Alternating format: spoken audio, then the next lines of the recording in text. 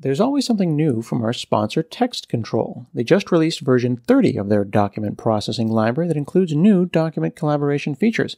Using TX Text Control, you can integrate online document editing, document signing, collaboration, and PDF processing into your ASP.NET and ASP.NET Core web applications.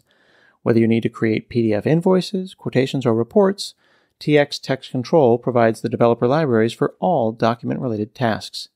Check out the new features and see their technologies in action by visiting the live demo at demos.textcontrol.com. That's demos.textcontrol.com.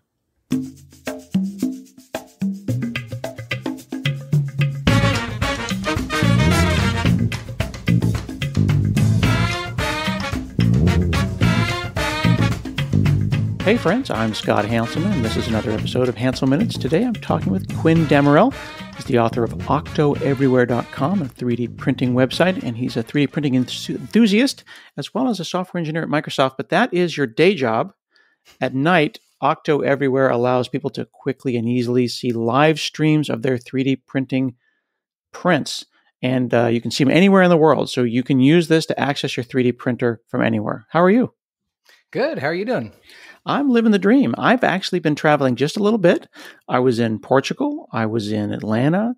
I was in California. And in all of those places, I was able to use my phone to see a live webcam of my 3D printer and control it while my kids were here at the house. That's amazing. And you made that possible.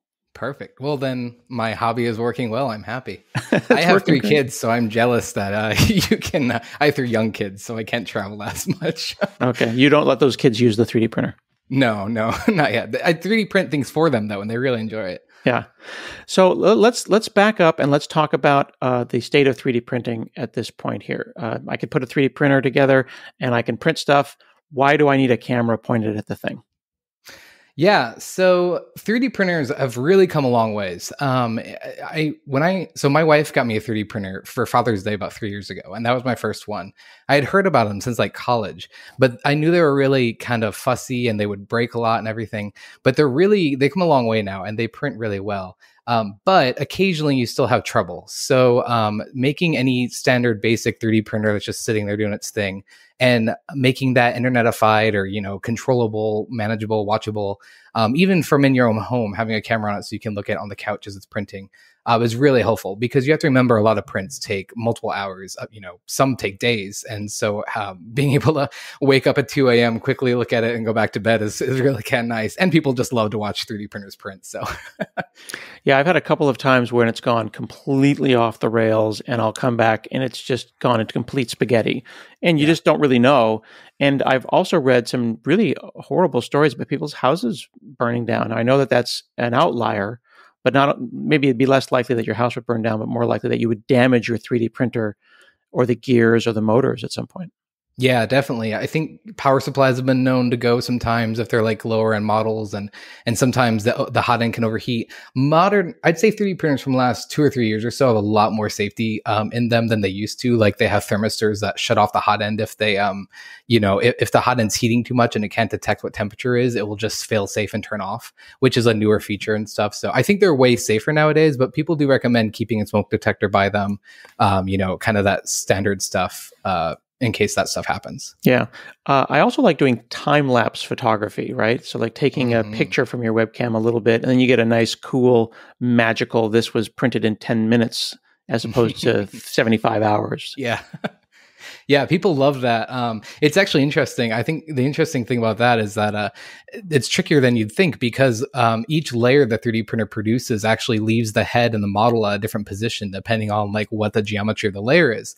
So there's a plugin for OctoPrint, for example, called OctoLapse, which I think is a top plugin on OctoPrint. And it does this, and it actually has to move the printer head and the print to the same position every time, fire a command to take a screenshot, and then go. So it actually makes your print take a little longer, because every time you see the printer kind of reset and then come back. But they do make some really, really cool, like whoop, kind of, just building from the ground up magic looking prints.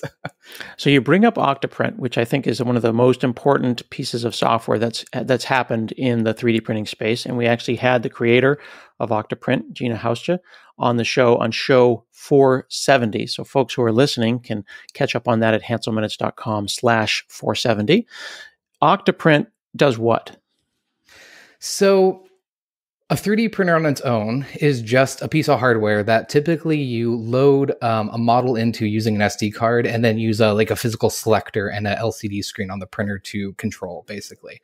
And that's it. It's its own little offline isolated system. So the majority of people also want to add some enhancements to that.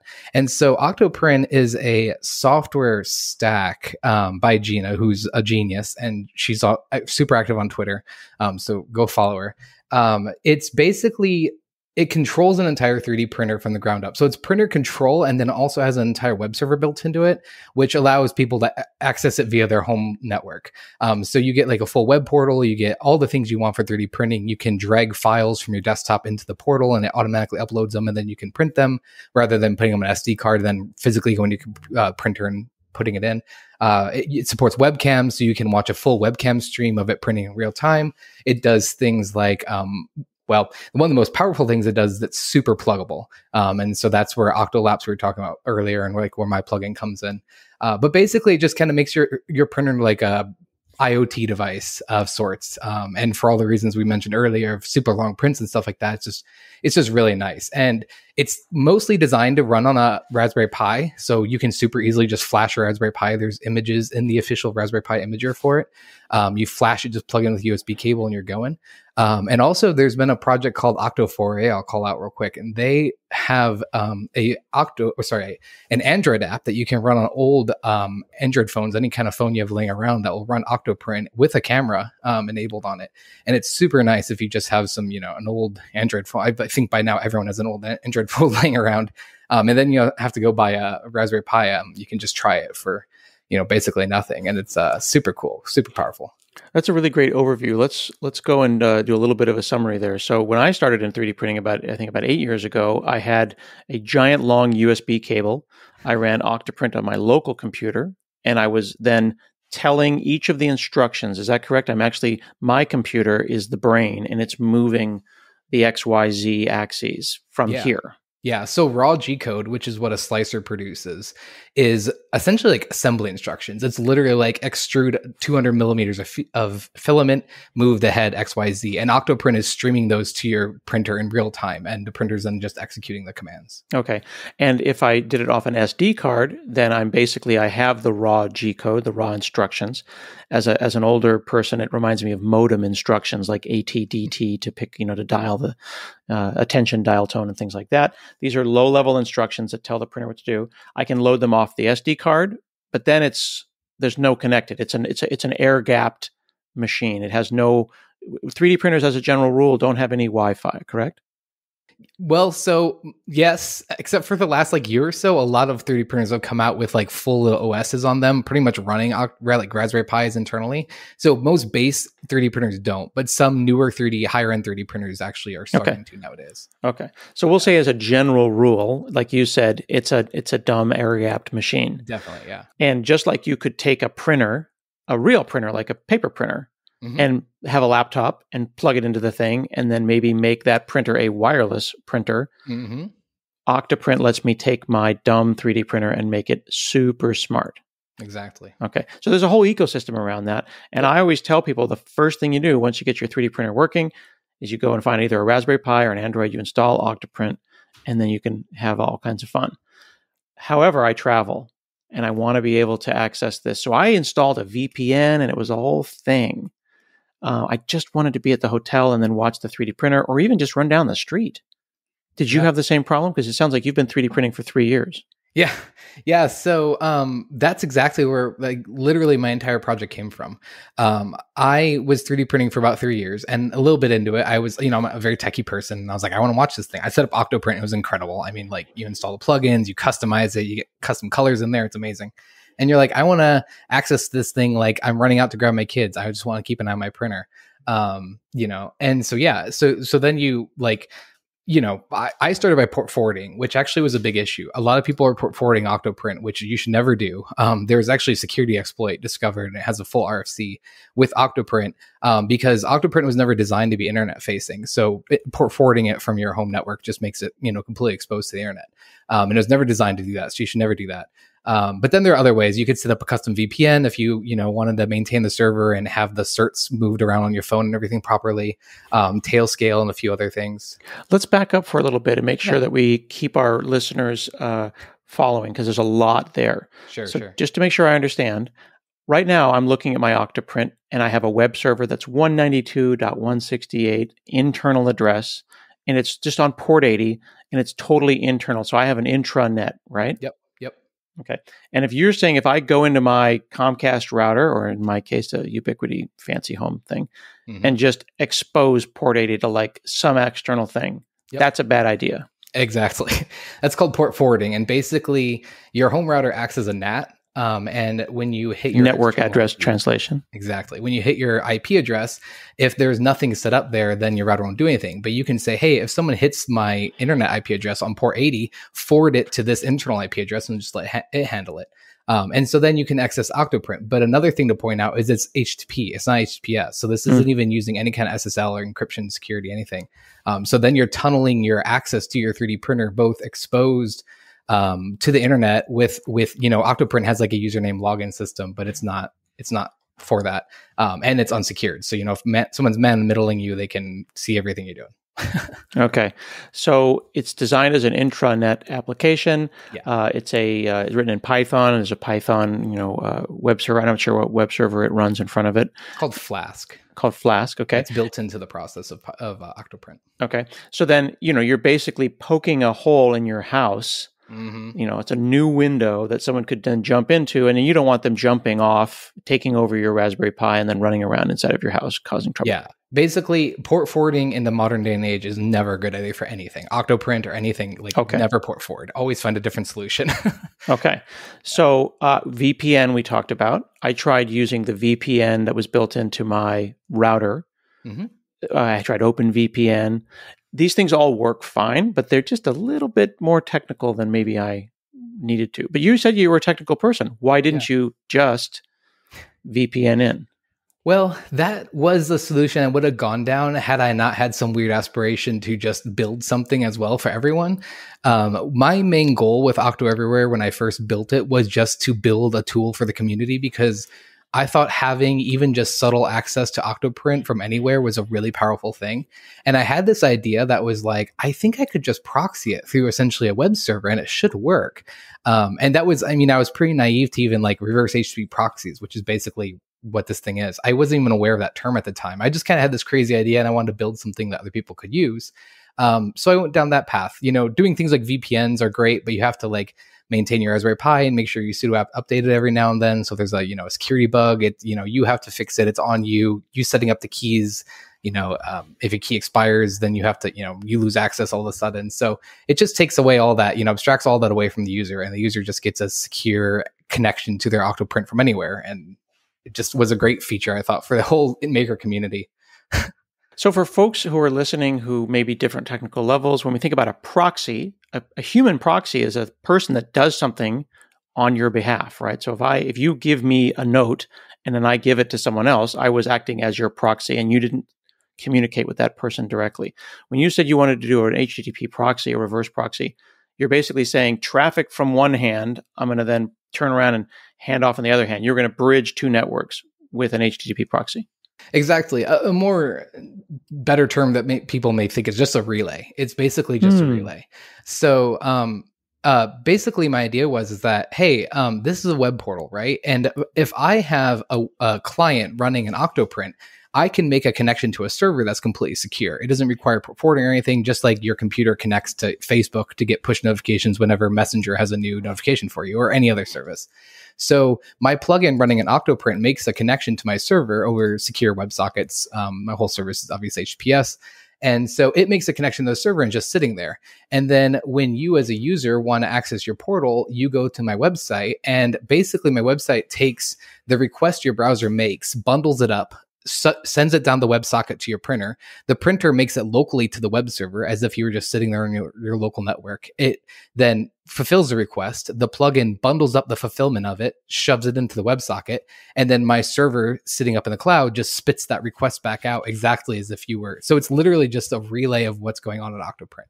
And in that way, that was kind of the key insight behind OctoEverywhere, because I support the entire OctoPrint portal, which obviously has all these cool things and plugins and all that. And it's not a compromised experience. You just get the full portal, which is great because users get everything they want. And it's great for me because I'm terrible at web design. So rather than building some kind of experience on the internet that you get like a picture and like a button to stop and start your print, I just get everything OctoPrint does basically for free. You know, and as they update, as they add buttons and everything just comes with, because it's just literally relaying your connection basically from your home to wherever you are using full security and then encryption. You know, and you have to be logged into an account, and I have account security. We could talk about that, but I have all kinds of two-factor auth and all kinds of things you can add to your account if you want. Datadog is a SaaS cloud monitoring and security platform that enables full-stack observability for modern infrastructure and applications at any scale. Provide teams dashboarding, alerting, application performance monitoring, infrastructure monitoring, front-end monitoring, and security monitoring in one tightly integrated platform, plus 450 out-of-the-box integrations with technologies including cloud providers, databases, and web servers. Aggregate all your data onto one platform for seamless correlation, enabling teams to troubleshoot and collaborate together in one place, preventing downtime and enhancing performance and reliability. Get started with a free 14-day trial by visiting datadoghq.com/Hanselminutes. That's datadoghq.com/Hanselminutes. But you mentioned HTTP and HTTPS, but then you just brought up WebSockets. Mm-hmm. So backing up and looking at OctoPrint, OctoPrint has a web server, it uses Flask, it's written in Python. Where does WebSockets come into play? Good question. A few places. One, so when you're on your own intranet and you open your browser and hit your own local IP address, right? OctoPrint loads, it sends you the HTML, has all the stuff in it. And OctoPrint uses a combination of REST APIs, which are just standard HTTP calls, and a WebSocket to communicate. So WebSockets are usually used for like real-time communication. So for example, OctoPrint will show like your current, how hot your bed and your hot end are, which are the things you're pushing the filament through that melts it. Right. There's a nice chart with lines that move very fast. In real time, it ticks. Yeah, that's coming through the WebSocket. So OctoPrint's just sitting there spitting out numbers. So that's all happening locally. And none of the stuff happening locally is secure. It's all not certificate based. So that's how OctoPrint works. And so my service OctoEverywhere uses a WebSocket for that relay mechanism to basically stream all the information from your local like intranet out to my server and then back down to you. So I multiplex all the communication over the WebSocket that my server establishes.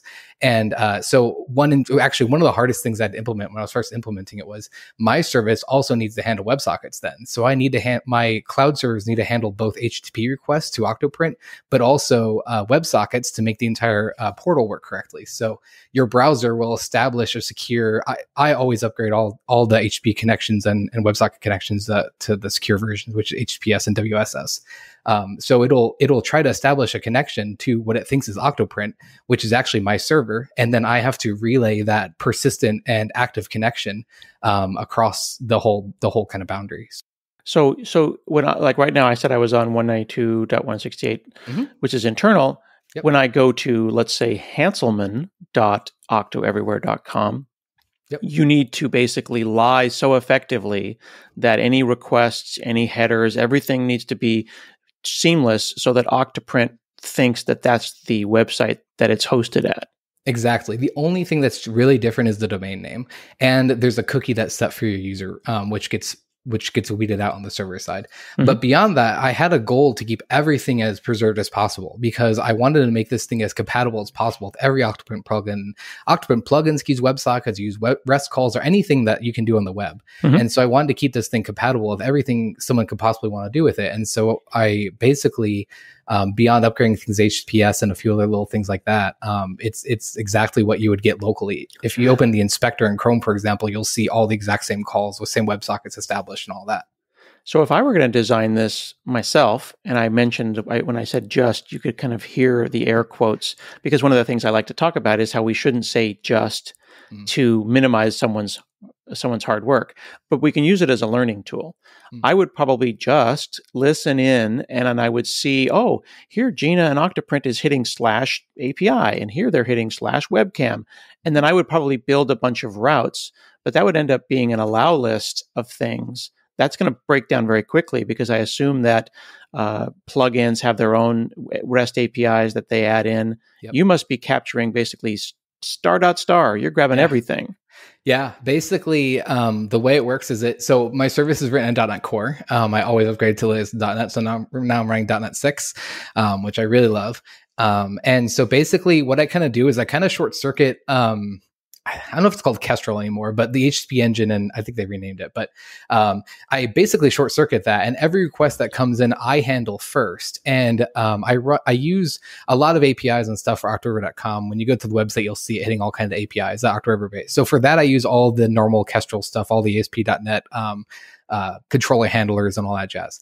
But for anything that I determine is a printer connection, I have my own entirely custom logic for. So I handle, like you're hinting at, both essentially everything after the / of the domain name and things that are before the subdomain name. So, the subdomain name and all those things determine what printer you're trying to connect to.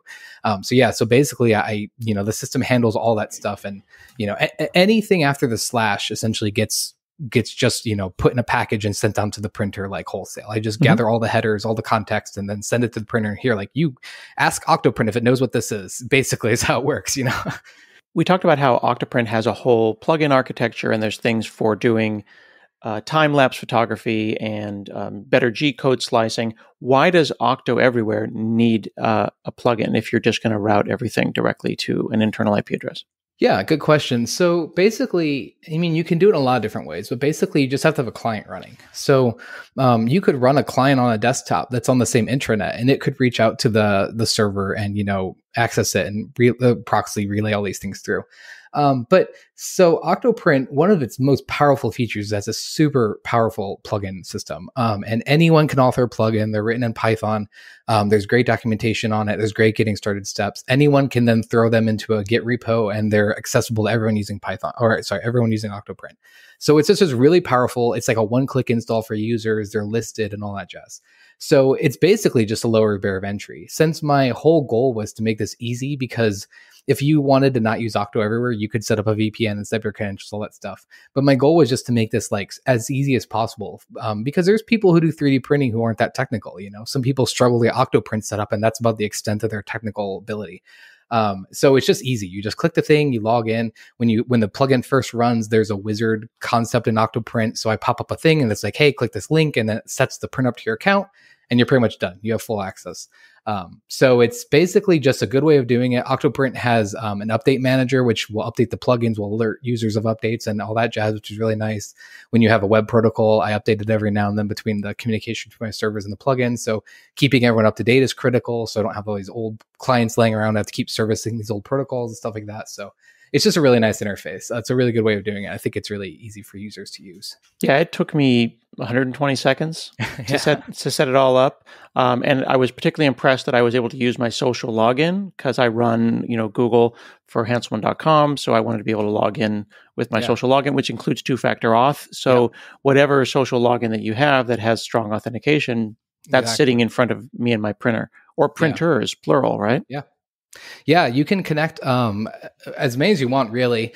We can get into a little more, but so my goal with OctoEverywhere is to make everything as free as possible, is kind of what I said, because I wanted just to really empower, my only goal was to have fun writing this because I enjoy writing code, and I wanted to empower everyone to have this ability.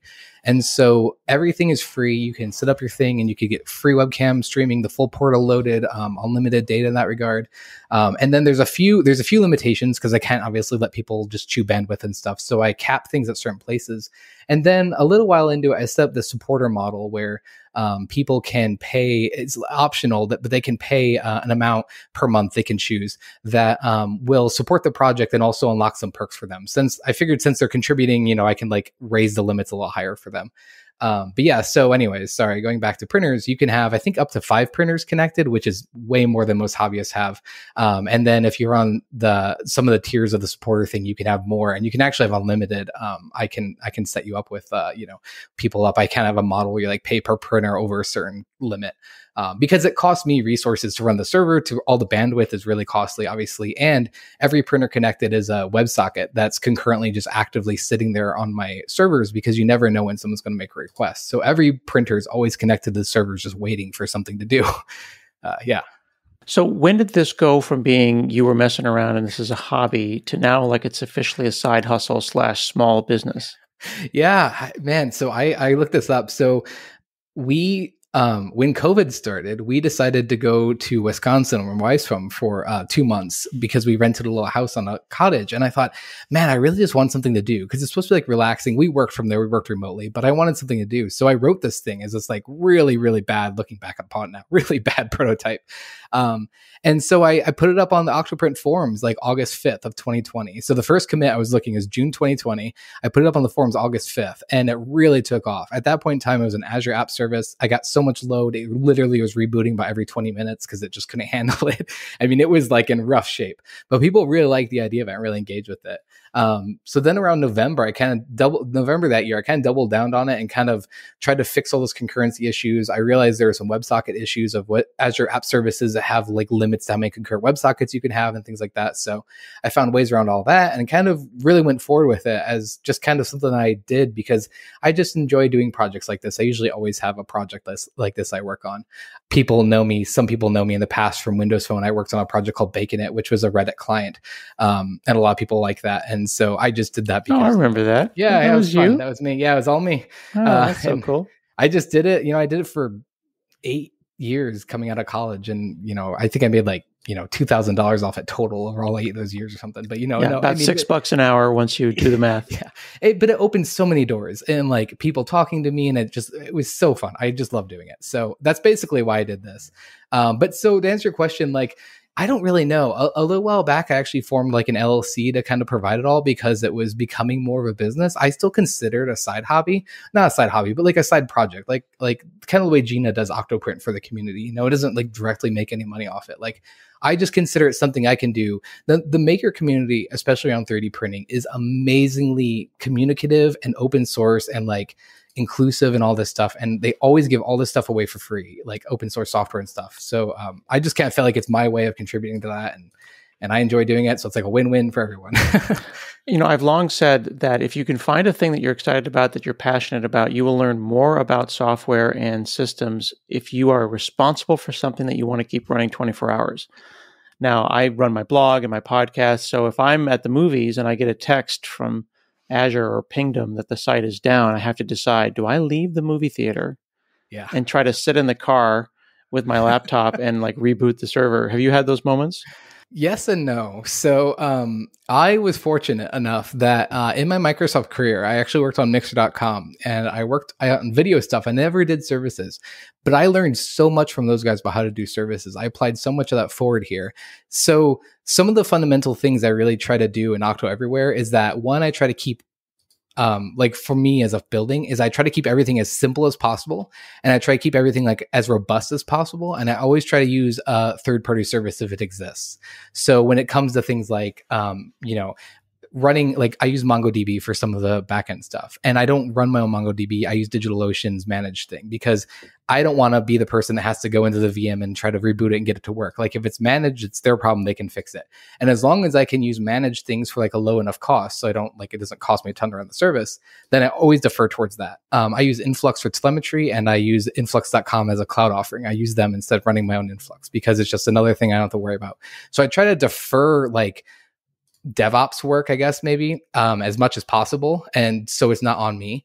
And then I also build the system to be robust. I have 7 points of presence around the world now, and I use Azure Traffic Manager in front of them, and it does health checks on them. And occasionally these are just VMs and they go offline because the network, the data center loses connectivity. And Azure Traffic Manager will detect that loss and will stop routing people there. And then when it comes back, it'll just come back. And now it happens like, maybe once a month or something, one of my servers will kind of lose connectivity for a while, and I'll look at it post and I'll see it in the telemetry, but I never even get any alerts from it. I use New Relic for alerting. I never get alerts from it because it recovers itself so quickly that it basically doesn't happen. So I've been really fortunate, and I haven't had any like the entire thing's down and everything is exploding yet. I'm sure it'll come someday, but because of that, I'm kind of happy about where I am. Like, I'm definitely signed up to maintain it if it has a trouble, like if it has some big outage, like to go, in 2 a.m. and wake up and fix it. But I've been fortunate to not have to do that yet. What does that feel like to realize that it's the cloud and what has been made in the last 13, 14 years? The cloud has only been a thing for less than 15 years. That you're describing a service, a globally distributed 24 hours a day, 5/9 service that runs, that supports how many printers are online at any moment? Yeah, 15,000 concurrent. Okay. So at any moment in time, there's 15,000 plus printers, I'm sure more on the weekends. Yeah. And you're just a one-person shop.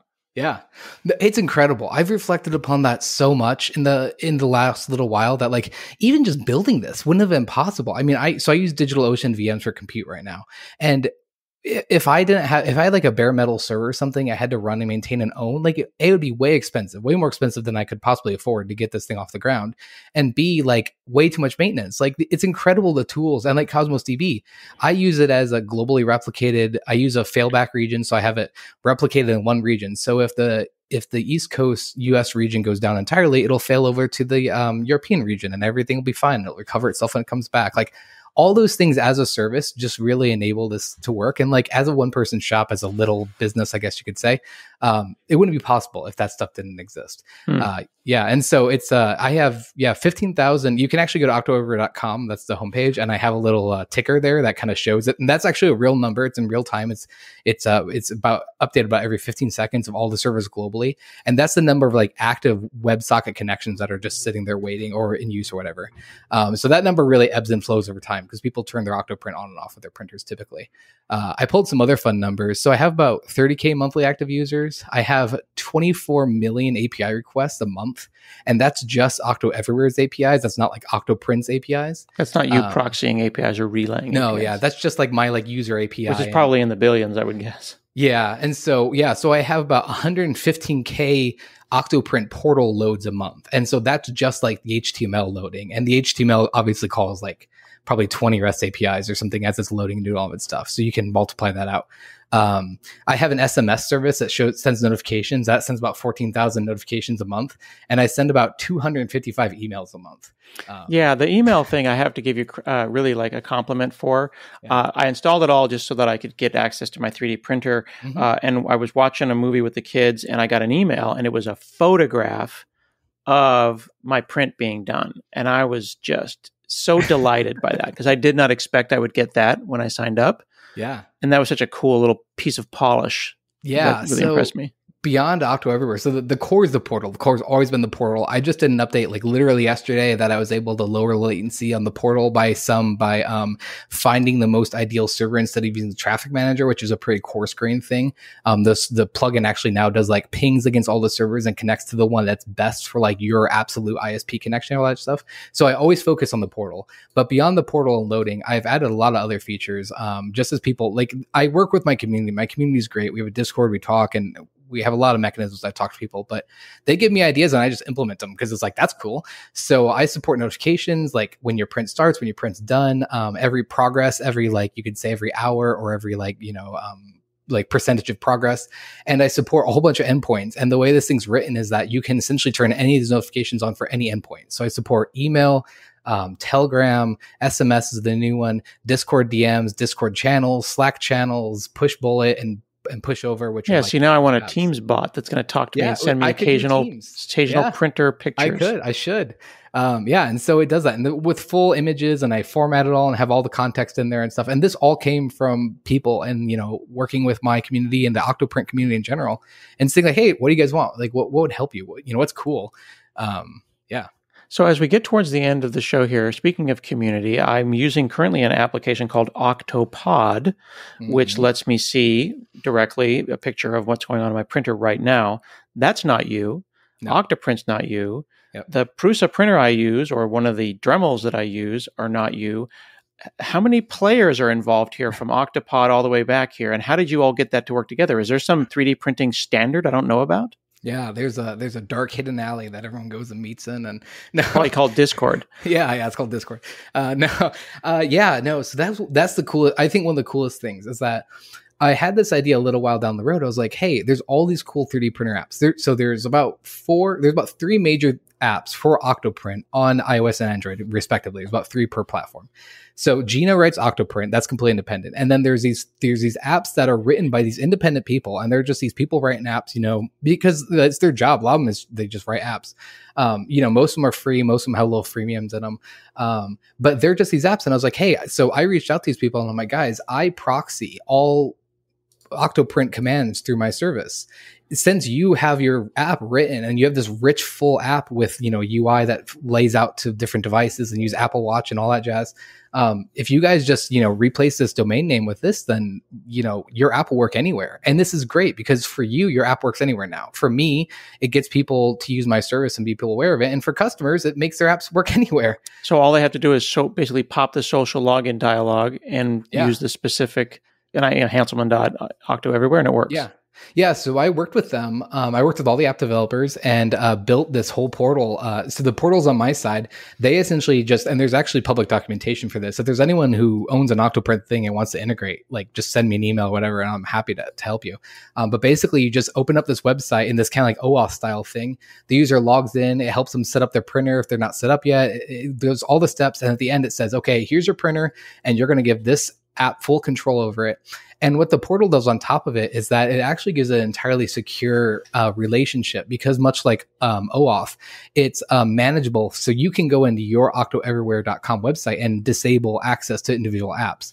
So that app has a unique connection to your printer that you can manage and disable whenever you want.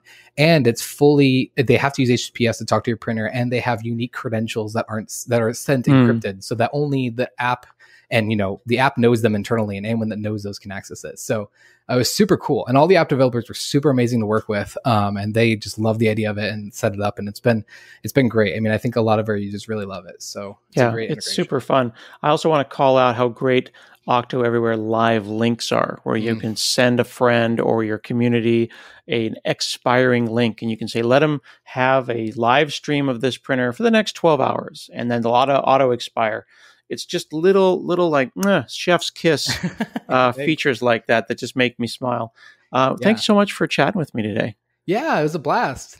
Thanks for having me. We have been talking with Quinn Damerell, author of OctoEverywhere and a member of the 3D printing community that includes all the great applications that you probably use every day without realizing that there's real humans behind them, whether it be OctoPrint, Octopod, and now OctoEverywhere, as well as our other friends. Be sure to check them all out, and I'll include links to the show notes.